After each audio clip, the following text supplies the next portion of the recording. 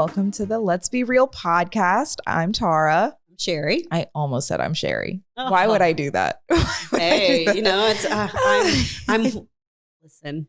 Why wouldn't you want to be me? Right. I'm just kidding. That's facts. Yeah. Let me You absorb. can be me for a little bit. Let me We'll absorb just change it up. the wisdom that is Sheri. It's just a name. It's just No what is worries. in a It's name. just a name. We are two LCSWs in South Florida, just talking about mental health, talking about systems, trying to make some solutions in between the complaints. And we're happy you're here with us. So while we're normally just two LCSWs, just chatting back and forth, today we have our first guest, Lady. Yay! Wow. I'm happy to be here. So please tell us a little bit about you as a person, you as a mental health consumer, or just a visionary, where you are in this journey that we are trying to disrupt so badly. All right. Oh, and we're not trying to disrupt her journey for No. sure. Oh, wow. Yeah, No. we're trying to disrupt the mental health system of Florida and anywhere else we can do. Exactly that. Got you. Oh, I'm happy to be here first and foremost. My name's Ladi Goldwire. I started out just being someone who was super interested in the whole aspect of mental health and how it came together. I was always curious, but never really open to a whole lot of conversations. I come from a very religious family, and so that kind of stifled any curiosities that I had with regard to mental health or the lack thereof. But then I'm a mom. I have two sons and a daughter. My middle son was diagnosed in his college football career with schizoaffective disorder. It kind of brought everything to an end. I was and have been a general contractor for probably the last 20 years of my life. I had a lot of freedom with regard to just being and working on my own as an entrepreneur. I think that it was perfect timing. The universe kind of probably knew or could foresee what lied ahead, because I was going to need any free time that I had to kind of jump in and grab my son by the hand. And we have more or less been kind of navigating the systems or lack of systems tied to mental health since his diagnosis about 10 years ago. And I think right now, if I had to put anything or label to who I am and what I'm about, I think I'm an evolving advocate for where I envision mental health traveling to. I really, really have been trying to take a page out of most LSWs. Most of their books. They're typically solution-driven individuals. I like their approach to this whole thing, and basically figured I'd kind of stop complaining about what wasn't there and kind of lean into the skill sets that I have. Most often, if it's not there and I want it, I build it. So I was like, this will probably be a good space to look at how I can create a solution to what I envision is a problem for a whole lot of people here in South Florida. And so that's kind of who I am. Yeah. And I'm leaning into and learning more about why I am. And I think I am here for the sole purpose of being able to advocate for my son and people just like him. And so, I'm just happy to kind of jump in bed with folks who are leaning and wanting to do the same thing. Yes. And I could definitely take a page from your book in terms of turning, I keep saying the word complaints, but it's not necessarily complaints, just going beyond analyzing and recognizing gaps and finding solutions and action steps. I'm complaining. I've been using that word a lot. I'm just very aware. But you know what? Complaints are just bitching if you're not having any solutions. That's what I want to refocus to, right? Is finding action steps in this. And I toggle between the two. It's what you can't always exist in one, right? There's room for both. There's always room for both. I think there's a necessity for both. I mean, I don't know. You probably saw my tangent months ago. The hospital wasn't treating my son. At least I didn't think that they were open to hearing him being very earnest about his need for help. They had kind of gotten overwhelmed with seeing him over and over. And I would say if they had to classify my behavior, it was probably along the lines of bitchy, but it worked. He got admitted. Listen, I watched that video, and let me tell you, we should post that because you had such composure for something that, I would have wanted to. That's why she said in the video, I'm just going to some caption some of it for you, is just, I'm videotaping this so I don't hurt anybody, or so I don't go to jail. Bless. But so she had the right reason for videotaping. She didn't go in there bad mouthing or screaming. Her purpose was, hey, pay attention. My son needs help. This is what you're supposed to be here for. And they were, it's interesting because when I started, I went to calling. I believe relationships are important. And I've put a lot of energy into building them. And so I started calling on everybody, commissioners, and listen, you don't have to listen to me, but I'm going live. This is y'all's hospital. Half of your budget is going here, and they're not doing what they're supposed to do. And it's everywhere because I'm wide open. And it was amazing how quickly things started to kind of turn around. And I was going to ask, how's the response and how has the aftermath of that been?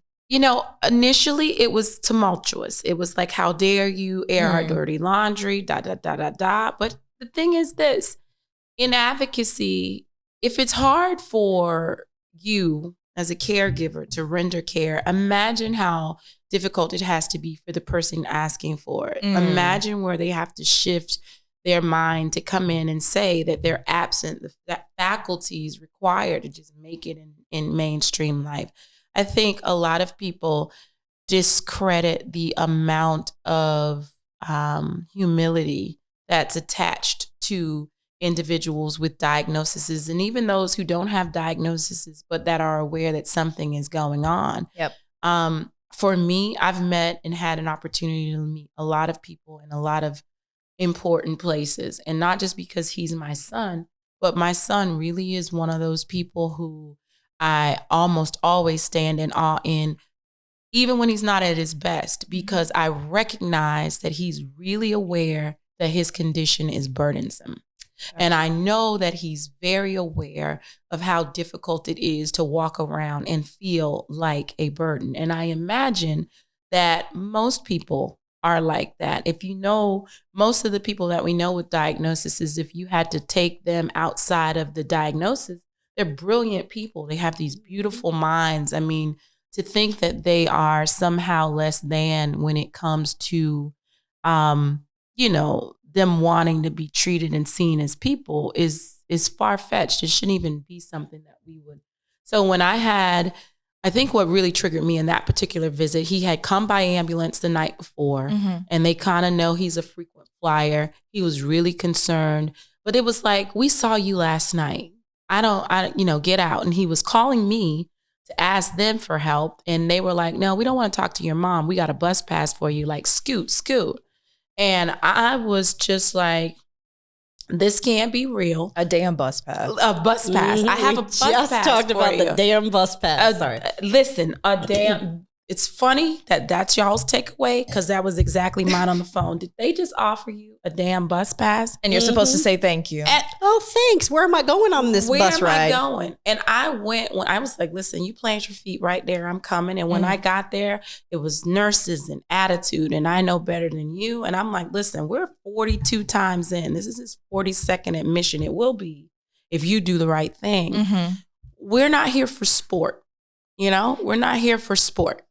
It was just one of those things that you had to get or catch them red-handed, though, to get them to understand. And I say this, this, you guys have the hardest job because you're treating something that's broken, but because the exterior looks like it's all together, people aren't jumping out to just help you help the situation. Right. You would never send someone with a broken leg out there, no cast, no x-ray, no diagnosis, no prognosis as to how it's going to get better, because you can't relate. It's broken. You can see it's broken inside. You fix it. They don't do that with the brain. You know what I mean?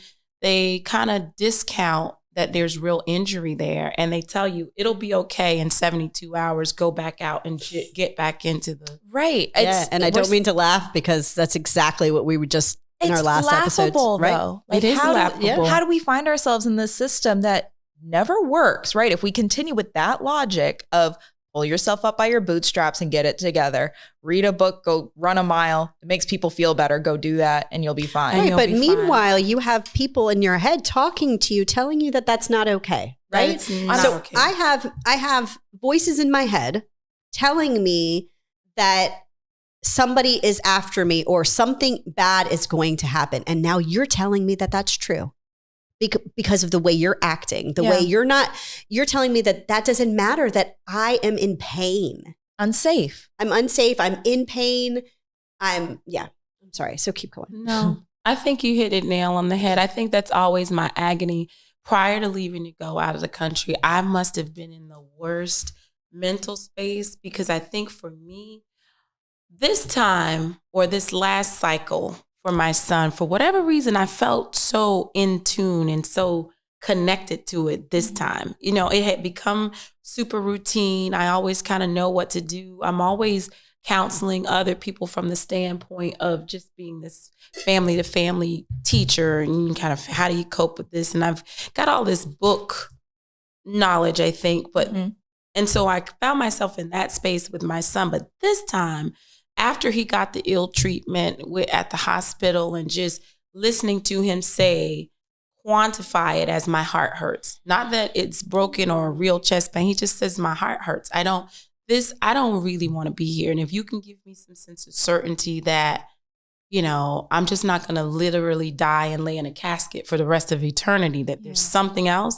I really think I want to explore to something else. I mean, in layman's terms, he's basically saying, I've given up on life and I want to do it. And it was the matter of factness for him. It was the looking in his eye and seeing that there was no more light, that I think as a mom, you things break, I fix it. Like that's just kind of the conditions that I've kind of grown up under. It's natural, it's maternal, but even from a career standpoint, I'm always fixing things and putting things back together or starting anew, but not to have a fix and not to have a solution for him, and for him to just settle on, I'm really interested in what's going to happen next, because you don't have an answer for me. The systems don't have an answer for me. People go to school and say they're doctors. They don't have answers for me. Right. You're telling me to take this medicine, but I don't always feel sick. And even when I do feel sick, if I take this, I don't necessarily always feel better. Can you imagine just going through that and being in that space of quandary day in and day out? For me, I felt so, I think if I'm honest, I was disappointed and really nervous about the headspace, because he had gotten me to commit to being okay with him not being here. And then how do you know what I mean? I felt guilty. I started planning. I'm usually fighting for you to want to live and live well. Yeah. But I found myself, the disease, the mental health tags that go with it, I found myself just succumbing to, okay, you won. We're going to go in this space.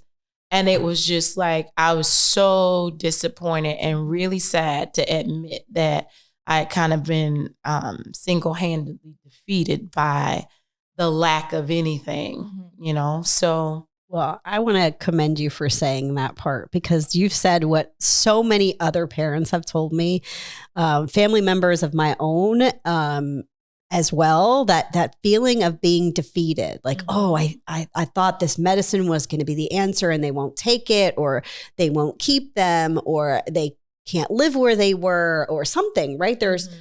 And then to feel that as a parent is just probably the worst feeling we can ever feel. It is. I've gone through a lot of different feelings. I've had a lot of experiences in my life. I think that in trying to, really process it, I was just like, I can't believe that I would be okay with him dying. Yeah. I don't believe that I'm okay with, like when I was explaining it to my parents and having this meeting, I'm like, this isn't gonna work. He doesn't have much more push. This is what it is. And they were very over it. So yeah, and that's you're talking about what a lot of people will never say out loud, Right. And so bless you for that. Yeah.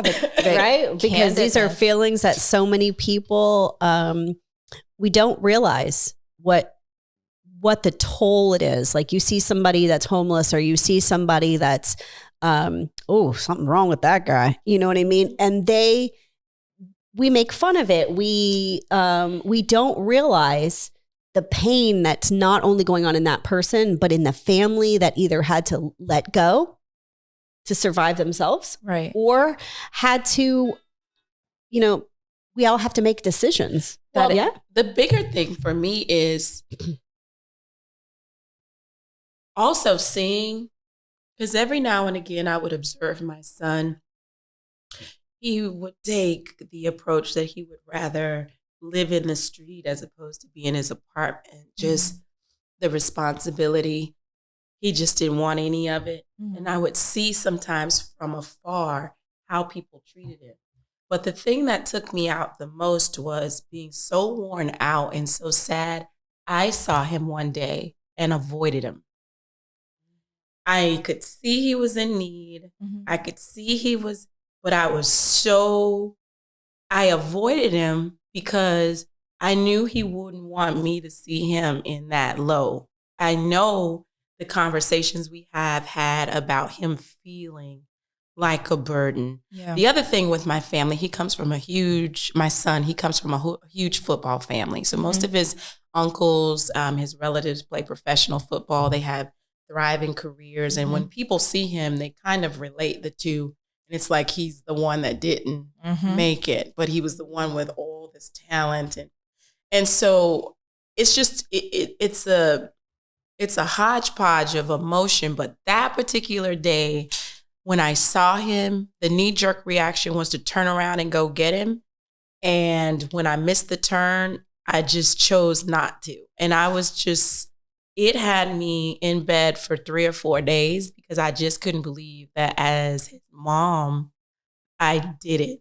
Mentally, thinking about it after the fact, I was like, it was the mental pause, the break that I needed. Because I think had I had that interaction with him, that would have probably been straw that breaks camel's back. I wouldn't have been able to, just process the emotion. A lot of times, what I find with family members is we spend so much time going at it. You never really give yourself a break. I almost canceled my trip to Africa like 4 times right during this space. It's like, how can you leave and go clear across the world? Your life kind of stops. Yeah. You know what I mean? I felt really guilty about laughing or dancing or playing or anything when he doesn't have anything to laugh, dance, smile about. Right. And I think one of the headspaces that I recognize I kind of do good with, I'll say the tough stuff. I'm going to have tough conversations. I typically have them first to get them out the way so that everything else is easy. Okay. But I recognize it's not something that a lot of people are accustomed to doing. And so it can come across a bit abrasive. So when I really needed to have conversations about the fact that if Donnell chose to end his life, that I would be okay with it, having a religious mom and family members who feel like I should just fight to the death for him. I knew it was going to be a challenging dialogue back and forth, but super necessary for me because I didn't want to get to wherever we land and it's like, oh, she just completely gave up on her son, or how do you get there? Right. It's 10 years, it's day in and day out of not having any peace and not seeing somebody that you care about have peace. And so what it did do though, is I had been having these ongoing conversations with Sheri intermittently. It's been a little over a year or 2 now. And I kept saying, you know what, universe, I don't know how you're going to do it. Know how you're going to do it. But clearly you didn't just plop me into this set of circumstances for me to not give some serious thought as to what my purpose or lot in life is going to be. And each and every day, I'm continuing to get signs from the universe that we just need a wellness center. We need a center where people can stabilize, where you have extended periods of stabilization, where there is a community that these people can thrive in and transition from one stage to the other one.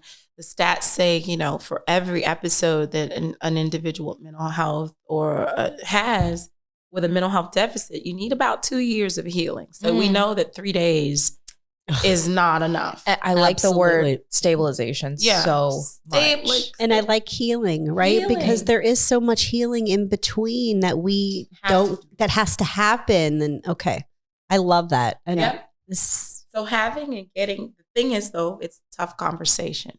It's talking to the people who make the laws. It's talking to them and getting them to understand that everything isn't so black and white. It's making room for mistakes and systems that kind of bend so that they can not be so hard about certain things. And then it's like being creative and deciding that there's more than one way to do things. There's more than one way to treat mental health patients, jail and the hospitals. There's a whole lot of in-betweens. That's the pendulum. Absolutely. The pendulum swings one way and far to the other, but there's so many stops in between. There's so many stops. And we don't even know what works or what doesn't because we won't stop at any. We won't try. Right. The other thing is they got to start paying y'all more money because they have to start paying y'all. Most of my success has been with the people at your level. The comfort levels that my son has been able to develop with his social workers are it's been life-saving. Those dynamics have been more gratifying for him than his interaction with his psychiatrist. Sure. And he saw that psychiatrist for 5 minutes, right? And they can't relate because a lot of the psychiatrists don't necessarily look like my son per se. You don't have a lot of African-American anything in social work because at some point you realize you have to have a heart for it. It's almost like teachers, you know what I mean? Yes. You're not making any money. They want you to have these extended educations, graduate level educations. You end up with all these student loans and then the reward for the input is like nothing. Right. And then it's paperwork. You can't indicate or I've seen it like from every realm and I'm like, I don't know that I would have a heart for a caseload of 25, 30 people with some really, really dynamic issues and take home less than $60,000 a year. Like, and that's before taxes. You know what I mean? Sometimes, you're in the state of Florida, right? Some of those are 45 or less. Right. I don't even know what to say with that. Like, Yeah. I don't even, that is a tough conversation to be had. Like somebody has to revisit that because if that part's broken, then what is the expectation that you can have viable people who really understand what's happening with these individuals? What is the caveat or what is the upside for people wanting to even be engaged and be involved? Everybody can't volunteer their life away. Absolutely. Right. I have a lot of young people that will say to me, you know what, I really would love to be a therapist or a social worker, but my parents told me you're never going to make any money, so I can't. So I never went to do it. Yeah, that was the running joke in my household. Was Tara, you can be whatever you want to be, except a social worker. Right, gotta make some money, right? So I have in my family a lot of people that have kind of been against that idea of, you're I won't say that ugly L word that they keep throwing at me, right?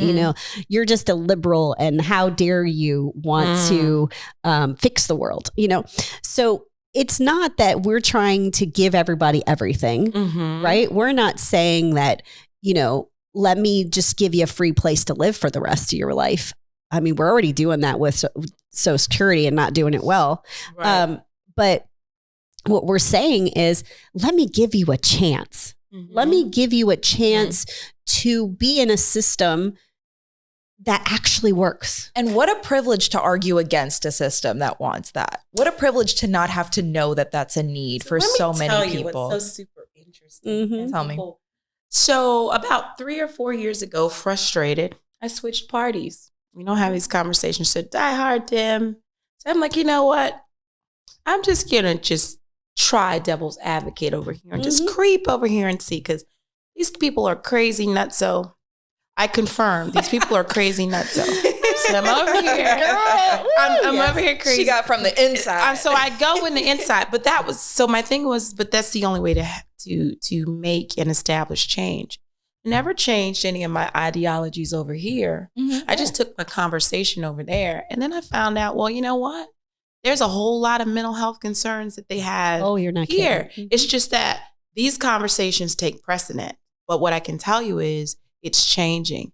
And nobody wants to be hard left or hard right anymore. Right. You're finding As you people should, going and moving right to the middle. And I think as people are beginning to move in the middle because they see these anomalies like myself and they hear stories and they find out that we're really relatable. You know, I've got a kid that's here and I was way over here, but you got one too and you're way over here. I earn this, you earn that. But guess what?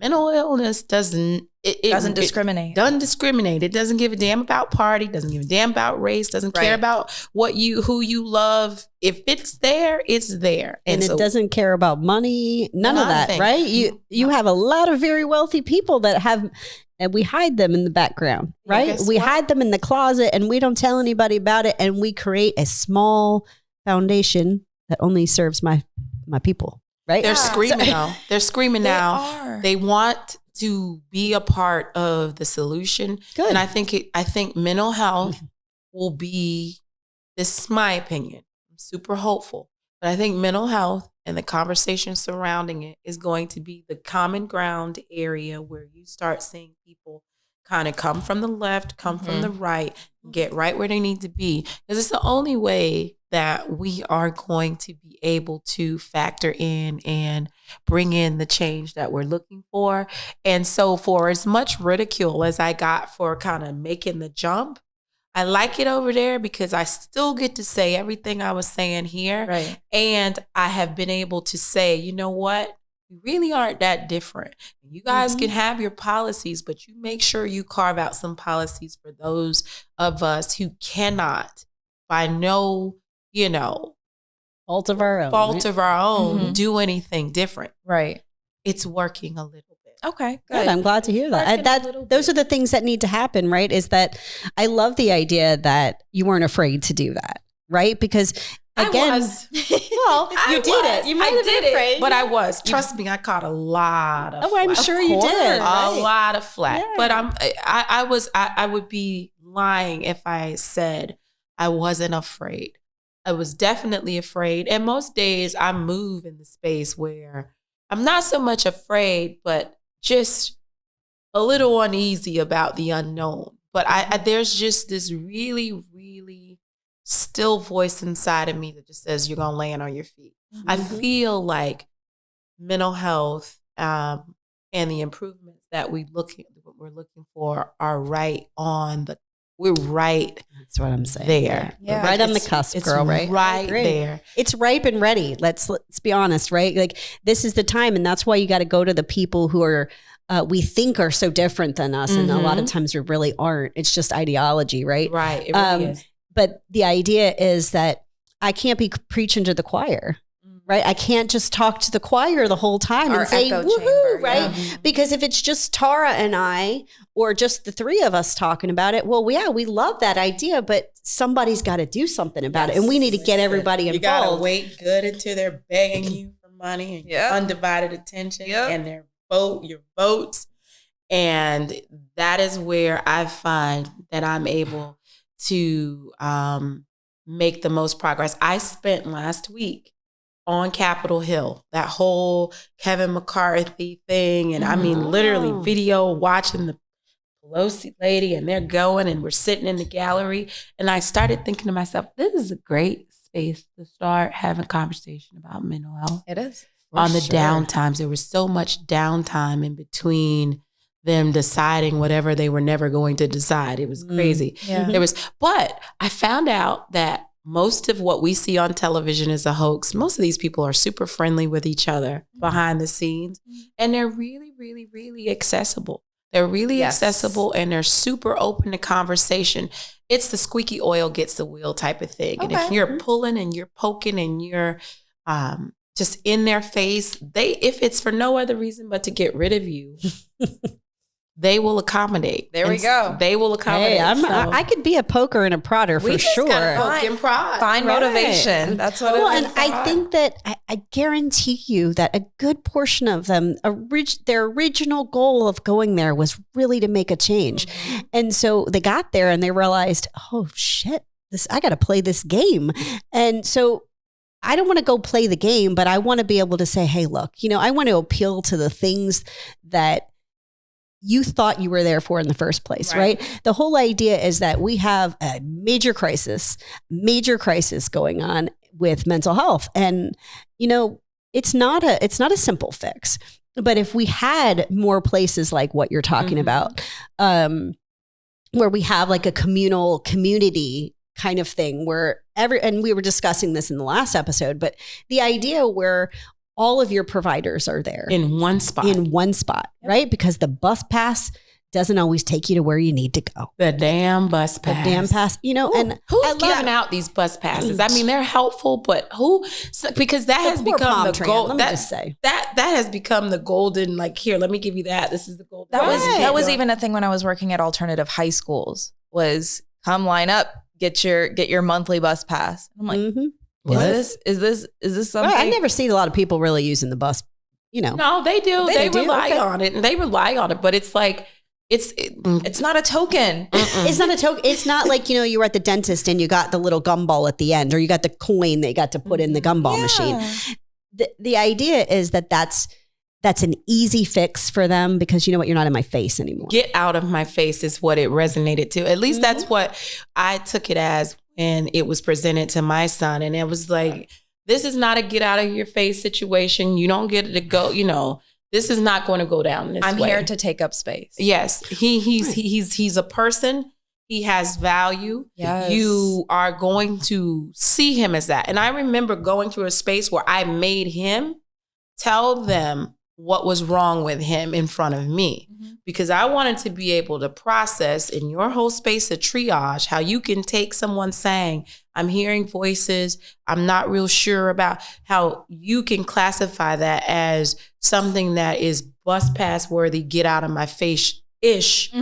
Let's have that conversation. When they couldn't, they couldn't make it make sense to me. I'm a pretty sensible person, I think.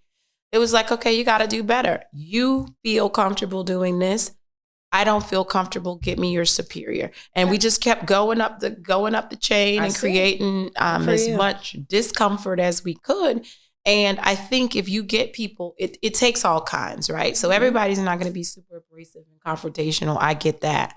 But I think you have to move in a space where if there's a lot of silo activity going on, we've got to create a room where we're brain dumping and thinking and moving in the same tunnel. Right now, you've got these programs, I don't want to call any names in particular, but you've got these, they vie for a contract, when you're going for the contract that this isn't enough money to do anything with. You need to be making the ask for this. But then once you get the contract, you've got all these top heavies that make all of the money. I mean, look what happened to Jerome Golden. Yes. Where we are now, my son was a patient.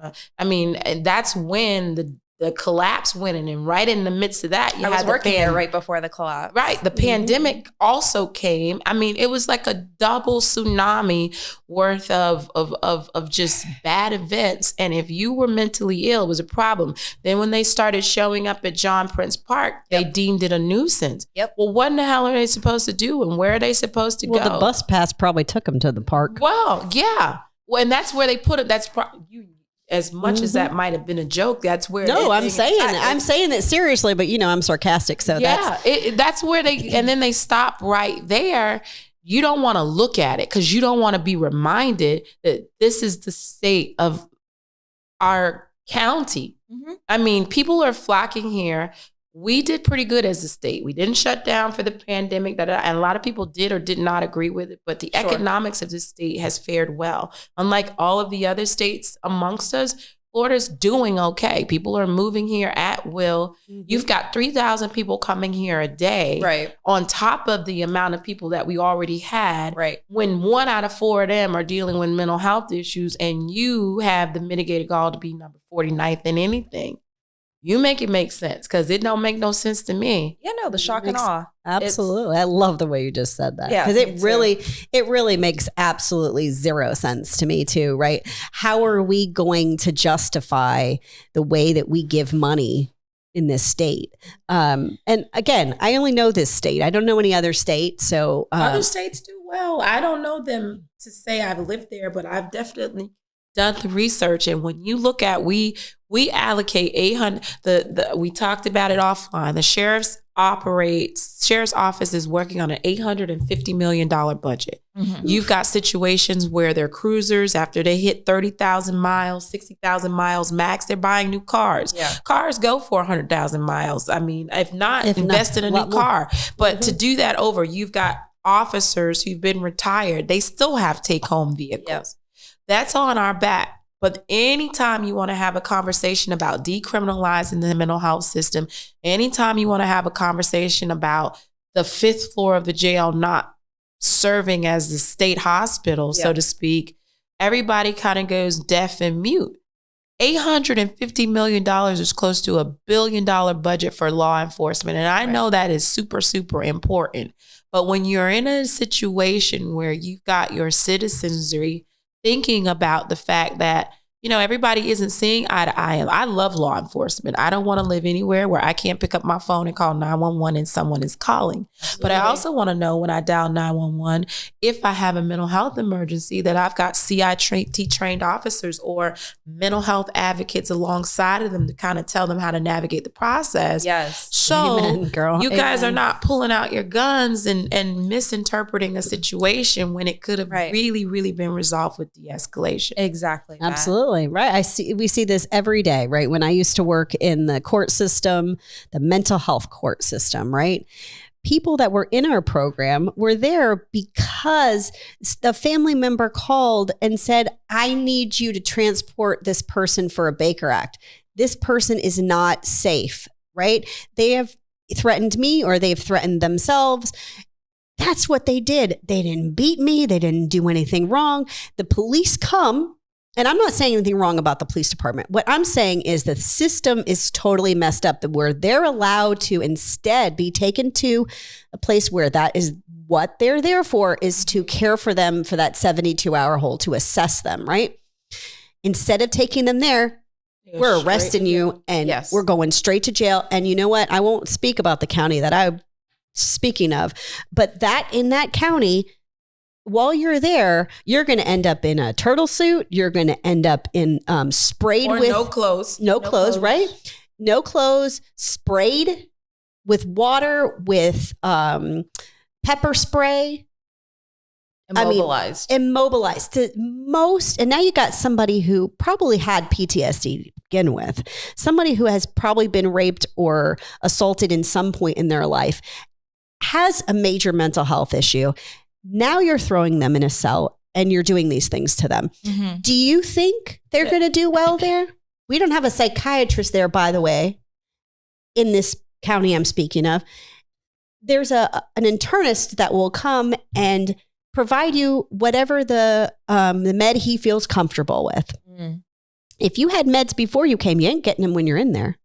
And here's the thing, on the flip side of the meds that you may have had or didn't have, I know in this county, they're keeping them on the 5th floor because the whole contract with the pharmaceutical companies that bring the meds, that's a whole system. Yeah, it is. My son, he initially had his experience out in Scottsdale, Arizona. He was working out with a football team, started falling away. He traveled over to a well-to-do area, and whoever made the call didn't make the call with any ill intent. They basically knew or he looked out of sorts or whatever. Big guy in a neighborhood he probably shouldn't be in. However it worked out, it manifested in such a way that he ended up at the county jail. He couldn't remember name, number, anything. I'm here in South Florida.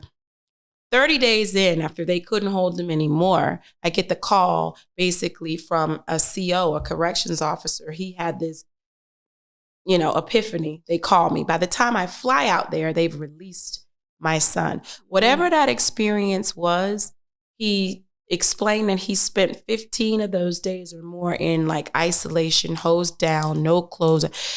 It's so bad now. I'm only blessed that I've been able to establish relationships with each of the municipalities. So I was formerly a building official. We've always worked hand in hand with law enforcement, fire chiefs, and so you would get to interact. That's been to my benefit and for the benefit of my son.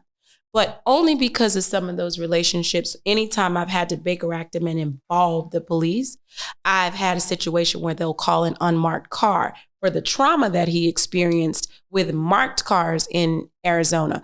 I will say this, for as much as I'm dissatisfied with a lot of what happens in our county, Palm Beach County, their sheriff's department has done a good job in making CIT training readily available to those officers. This last Baker Act that my son had, he literally was in the space, I want to kill myself. They find him 1:00 in the morning. He's sitting in the middle of Beeline Highway. It's like it's a 2-lane highway that takes you all the way out west. He was trying to walk to my house, but decided, it's a done deal. This is what I'm doing.